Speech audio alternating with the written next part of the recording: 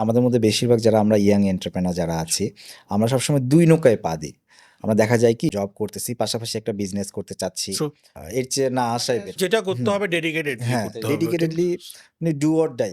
You have to choose one. Business করতে চাইলে আপনি বিজনেস করবেন, জব করতে চাইলে জব হতে পারে করবেন। সবাই মনে করে কি আমি অবশ্যই। ফার্স্ট বিজনেস করছি, এটা ক্লিক করে নাই মানে আমি আসলে আর আর পারতেছি না, আমাদেরকে দিয়ে হবে না। আসলে এইটা আসলে আপনি তখন বিজনেসম্যান হইতে পারবেন না।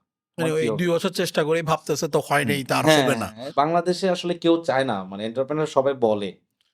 কেউই আসলে রিস্ক নিতে চায় না। True. বাংলাদেশ ইকোনমিক্যাল কন্ডিশনটা আসলে এতটাই উঠা-বসা করে, মানে জিনিসটা আপনি আসলে বুঝতে পারবেন না কি হচ্ছে। এখন আপনি একটা ইকুয়েশন করে আসছেন যে আপনার ৳৫০ বিক্রি হইলে ৳১০ লাভ।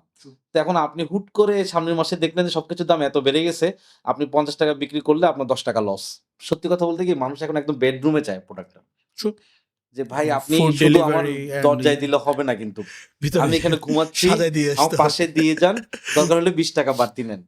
মানুষ আসলে এরকম হয়ে যাচ্ছে দিন, দিন। হ্যাঁ